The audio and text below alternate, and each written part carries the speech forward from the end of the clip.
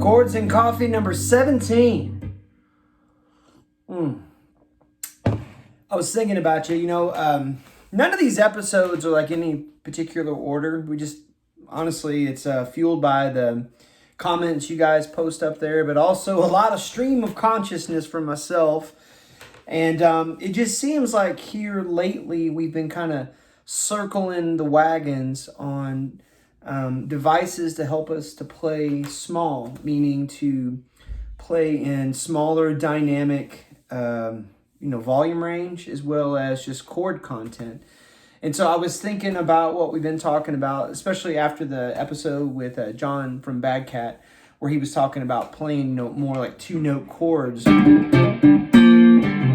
And that's kind of where my brain goes when I think about 2-note chords. But also there's these kind of things too, like Blackbird. If you don't know Blackbird, you need to learn that song. The first time I ever heard a person play that, not like the record, it was a drummer. And I thought, well, Lord have mercy, if a drummer can play it, I got to learn how to play it. No offense, drummers. I wish my rhythm was better. Anyway, but this little device right here, okay?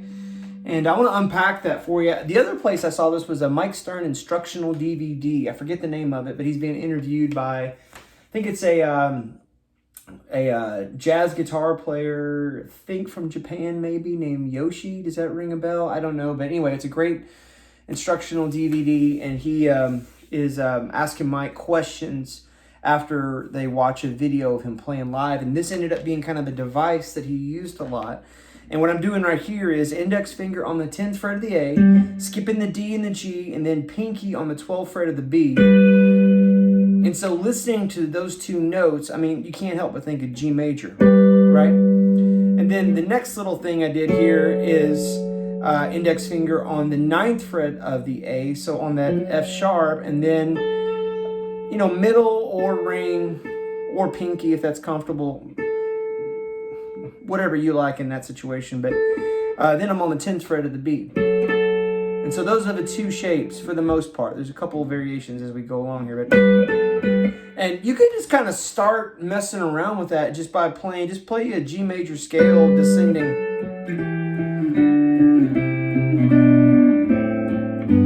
And all that was is, so I'm going to call the numbers out from the A to the B. So 10 and 12 on the A and the B. 9 and 10, 7 and 8, 5 and 7, 3 and 5, 2 and 3, and then open in 1, and then open B on the B string, and then 3rd fret of the low E. And you can keep going, right? And what's cool about that is that if you're, sitting on a static chord, like you're just jamming with, your band or whatever.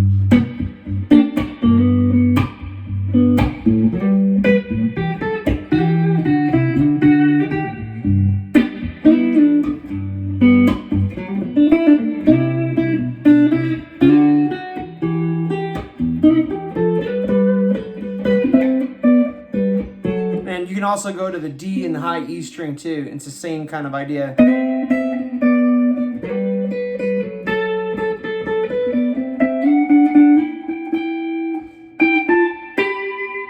Right? So that's the kind of thing, like when I'm just sitting around playing guitar for pure enjoyment of it. Believe it or not, I do that. I'm not always trying to learn something so that I can go, please somebody. I want to, try to enjoy this as much as I can for myself. That's one of those things I love to play. And I would encourage you just to fiddle around with that. That thing I played at the top of this video starts off with 10 and 12, down to 9 and 10, back to 10 and 12, and then 12 and 13, and then back to 10 and 12. So, and then down to 7 and 8, and back to 9 and 10, 10 and 12, 9 and 10, 7 and 8, and then right here when I got to this D kind of idea, it's 5 and 7, and then I slid my pinky up here to the 8th fret and played that B string on the E. And then down here, this is C on the 3rd fret of the A, and then still on that F sharp note on the 7th fret of the B, and then slid this back here, and I like to do that little harmonics there on the 7th fret. Switch to bridge pickup if you have difficulty with that. Right? By the way, that's something, I think we talked about that in a Chords and Coffee lesson. That's just a fun thing to do at the end of a tune, or even at the beginning of a tune, and swelling into it. It's kind of nice. Anyway, so then I may have played a C major 7 there, then back to...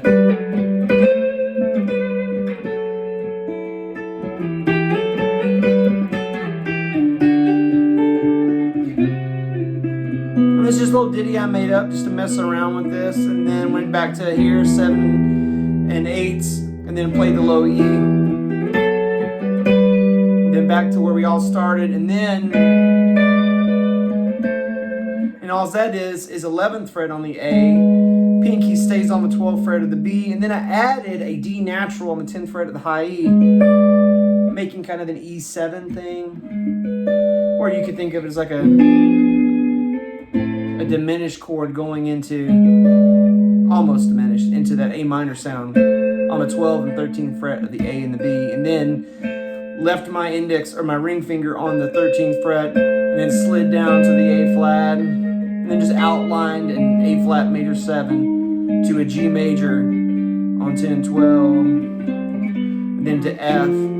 And this little F major 7 here, this is just middle finger on the 8th fret of the A, index finger on the 7th fret of the D, pinky on the 10th fret of the G, walk the pinky down to the 9th fret, and then index finger on the 8th fret, all the G string, and then hit the 10th fret of the D, and then down here, when I went to this one, I put the B flat in the bass. So this is like now middle finger on the 6th fret of the low E, ring finger on the 6th fret of the A, index finger on the 3rd fret of the D, and then pinky coming up here to the G string from the 8th fret, 7th fret, and then flatten the index to catch the 5th fret, and then so you got. And then the pinky ends up on the 8th fret of the D, and then G. So that whole thing was.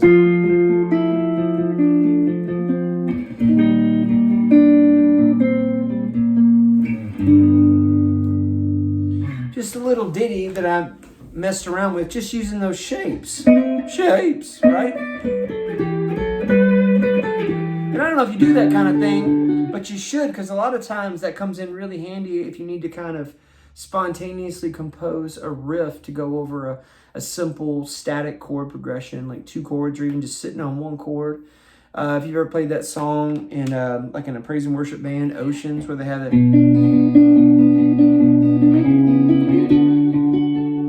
Same kind of idea. You're playing 2 notes, more or less, in this case with an open B string, from that B minor to that A over C sharp idea to the D major, right?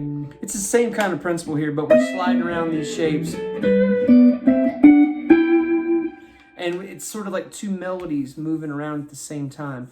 I like to play that kind of stuff. I would love to know a couple things from you guys. Number one, how long have you been playing guitar? And number two, what is your favorite thing to play when you're just sitting around playing guitar? And then if you're brave enough, what's something that if you could just snap your fingers and be better at, you'd be better at? I'll tell you right now, one of the things I really want to do for the rest of this year is just practice playing with the metronome more and just getting a tighter sense of my internal pulse, you know, at all different kinds of BPM. And that's a huge thing. And I'm sure Chords and Coffee will serve as almost a little bit of a video diary of that progress. And I want to be honest with you that way, but I would love to know where your pain point is at, because maybe we could use this format to help one another. So hope you enjoyed this. Hope you're getting a lot out of it. I love your comments. Please comment below, and we'll see you next week for another Chords and Coffee.